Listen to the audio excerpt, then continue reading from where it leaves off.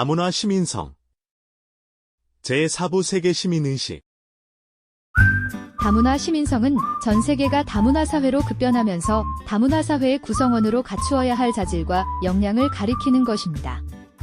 다문화 시민성은 다문화 인권, 문화 다양성, 다문화 수용성, 그리고 세계 시민의식의 4가지 요소를 포함하고 있습니다. 이 시간은 이 4가지 요소 가운데 제4부 세계 시민의식에 대해 살펴보고자 합니다. 유네스코에 따르면 세계 시민은 지구를 하나의 거대한 도시라고 보고, 이 지구라는 공동체 시민으로서 자신의 권리를 주장하면서도 서로에 대한 책임도 함께 가지는 지구시의 시민으로 살아가는 것을 말합니다. 따라서 세계 시민의식은 자신을 세계 시민으로 인식하고 다양한 문화와 배경을 가진 사람들과 더불어 살아가려는 가치와 태도에 관한 것입니다. 이러한 세계 시민의식을 기르기 위해서는 세계적 과제들과 상호 의존성, 보편적 가치에 대한 이해가 필요합니다. BBC 뉴스는 2017년에 2050년까지 인류가 직면할 10가지 도전이라는 세계적 과제를 정리했습니다. 사람의 유전자 조작, 노령화된 인구, 기후변화로 사라진 도시들, 소셜미디어의 진화, 새로운 지정학적 갈등, 무인 자율주행 자동차들, 자원의 감소, 지구 외의 다른 행성 정착, 약물에 의한 지능 향상, 인공지능이 지배할 우리의 삶, 이렇게 10가지입니다. 7여년이 지난 2024년 현재 이 10가지의 세계적 과제에 대한 여러분들의 생각은 어떤가요? 먼 나라, 다른 나라, 남의 일이 아닌 바로 내 일, 우리의 삶과 직접적으로 서로 연관되어 있음을 느낄 수 있나요? 물질 문명의 발전과 함께 세계는 빠른 속도로 국제화, 다변화하면서 상호의존성이 더욱 높아지고 있습니다.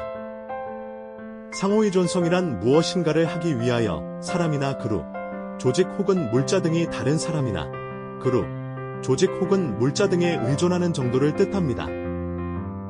완전히 독립적인 것도 아니고 완전히 의존적인 것도 아닌 상호의존성이 높은 사회일수록 관련 구성원들 혹은 물자는 서로에게 많은 영향을 주고받게 됩니다. 즉, 세계적 과제가 다른 나라, 다른 사람들의 문제가 아닌 우리나라, 나의 문제가 되고 있다는 것은 그만큼 상호의존성이 높아지고 있다는 이야기겠지요. 2021년 11월 중국의 요소, 수출 규제로 물류산업의 핵심이라고 할 수 있는 디젤 화물 차량 주행의 필수품인 요소수 품귀 현상을 다들 기억하실 겁니다. 요소수는 요소와 정제수의 혼합으로, 여기서 요소는 이산화탄소와 암모니아의 화합물입니다. 또 암모니아는 수소와 질소의 화합물입니다. 결론적으로 요소수를 만들기 위해서는 이산화탄소와 질소 그리고 수소가 필요합니다. 여기서 문제는 수소 생산의 경제성인데, 가장 저렴한 수소 생산 방법은 그레이 수소라고 부르는 화석연료, 즉 석탄을 통한 수소 생산입니다. 우리나라는 2010년 전남 화순탄광을 마지막으로 석탄 생산이 중단되었고, 전 세계 생산량의 절반을 차지하는 중국이 여러 이유가 있겠지만 2021년 10월 산시성 대홍수로 중국 국내 석탄 채굴장들이 침수를 당해 채굴량이 감소하게 됩니다. 이러한 석탄 부족은 중국 내 전기 생산과 겨울철 가정 난방과 화학산업의 차질을 불러왔습니다. 때문에 중국 정부가 2021년 10월 11일 요소를 포함 29개 화학비료 관련 원료 품목들에 대해 규제를 신설, 10월 15일부터 수출을 통제하기 시작한 것입니다. 중국 내 상호의존성을 보호하기 위한 조치가 바다 건너 한국에는 요소 대란이라는 폭탄이 된 것입니다. 한국은 2021년 당시 요소의 97% 이상을 중국으로부터의 수입에 의존하고 있었습니다. 당시 요소는 상호의존성 수준을 넘어 완전히 의존성이 높은 품목이었습니다. 당장 내일 사용할 요소수가 없어 화물 차량들이 발이 묶였다는 뉴스 속에서 소방당국이 운영하는 소방차 6,748대 중 80.5%, 구급차 1,675대 중 90.0%가 요소수를 사용하기에 당장 위급한 상황에서 소방차나 구급차가 출동하지 못하는 일이 발생하는 것은 아닌가 하는 우려의 소리도 많았습니다. 그런데 이러한 어려움 속에서 소방서 출입문에 요소수 상자 3통을 내려놓고 호련히 사라진 미담 등의 뉴스, 혹시 기억하십니까? 사람이 사는 곳이라면 어느 곳에서나 통용되는 공통의 가치, 즉 사람의 생명은 소중하다와 같은 보편적 가치를 몸소 실천한 사례입니다. 국소적 상호의존이 아니라 인류애적 보편적 가치의 실현을 통해 바람직한 상호의존성에 대한 이해를 돕는 좋은 예라고 하겠습니다. 이렇듯 우리는 세계시 시민으로 성장과 발전 속에서 예상치 못한 부분까지 상호의존성의 영향력을 실감하는 일이 더욱 많아지고 있습니다. 유엔은 지난 2000년 새천년 개발 목표를 채택, 인류 공동의 비전으로 삼아 2015년까지 다양한 사업들을 수행하였습니다.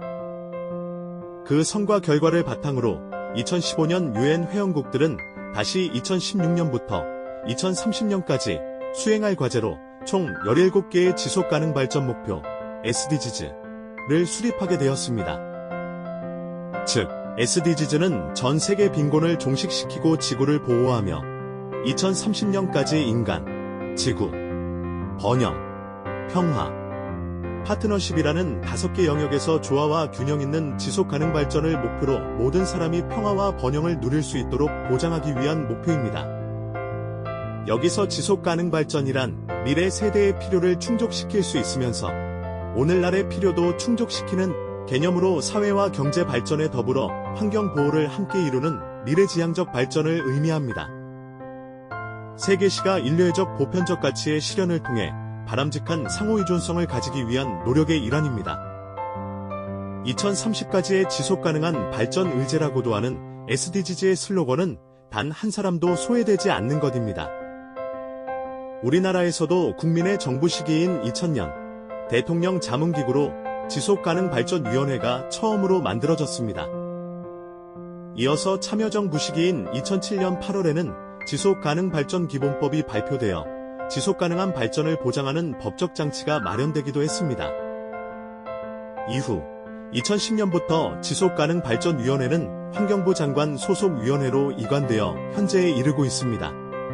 2024년 현재 지구에는 유엔이 인정한 국가는 193개국, 축구협회 피파 회원국은 211개국, 인구 81억만 명이 살고 있습니다만 유엔 아동기금, 유니세프, 2023 식량 안보 영양 현황 보고서에 따르면 2022년 전 세계에서 7억 명 이상이 굶주림에 시달린 것으로 조사됐습니다. 이런 추세가 지속한다면 2030년까지 기아를 종식하겠다는 유엔의 SDG 1번 빈곤 종식 목표는 달성하기 어렵다고 전망했습니다. 3년가량 이어진 코로나19 바이러스 대유행으로 아프리카의 교육이 최악의 위기를 맞고 있습니다. 사하라 사막 이남 아프리카의 10살 어린이 가운데 89%가 간단한 문장도 이해하지 못하는 학습 빈곤에 시달리는 것으로 나타났습니다. SDG 4번 교육 연령의 학생들이 양질의 교육을 받을 권리조차 실현되지 못하고 2024년 현재도 교육에 소외된 채 살아가고 있습니다. 또한 유엔 아동기금, 유니세프는 현재 약 4억 5천만 명의 어린이가 물 취약성이 높은 지역에 살고 있고 2040년까지 전 세계 약 25%의 어린이가 물이 부족한 지역에서 살게 될 것이라고 예상하고 있습니다. SDG 6번 깨끗한 물과 위생의 실현은 더욱 어려워지고 있습니다. 유엔의 분석에 따르면 지구시의 도시 면적은 지구 표면의 3%에 불과하지만 전 세계가 사용하는 에너지의 60에서 80%가 소비되고 있으며 75% 정도의 온실가스가 배출되고 있다고 합니다. SDG 13번 기후행동이 시급한 상황입니다. 그러나 여전히 전기가 부족한 곳, 기본 위생시설을 이용할 수 없는 곳, 인터넷이 없는 곳이 세계시에 존재합니다. 세계 인구를 대략 80억 명이라고 치면 800대 부호, 즉 인구의 0.00001%가 전체 부의 2.2%를 차지합니다만 40억 명에 해당하는 하위 50%의 몫은 채 1%도 되지 않습니다. 40억 명의 파이 크기가 800명의 파이보다 작은 것입니다. 얼마나 불평등하게 부가 분배되고 있는지 여실히 보여주는 숫자입니다. 이렇듯 세계시가 인류애적 보편적 가치의 실현을 통해 바람직한 상호의존성을 가지기 위한 노력을 하고 있지만 여전히 세계는 상호의존성이 커지며 동시에 양극화 현상도 커지고 있는 것 또한 사실입니다. 여기서 우리는 세계적 과제들의 해결 방법을 모색하기 위해 더욱 세계 시민의식을 가지고 협력해야 할 것입니다. 그리고 무엇보다 중요한 것은 이러한 세계시의 여러 과제들에 대한 공감과 연대의식이며 지속 가능한 발전이 될 수 있도록 작은 일부터 실천하고 참여하는 태도일 것입니다.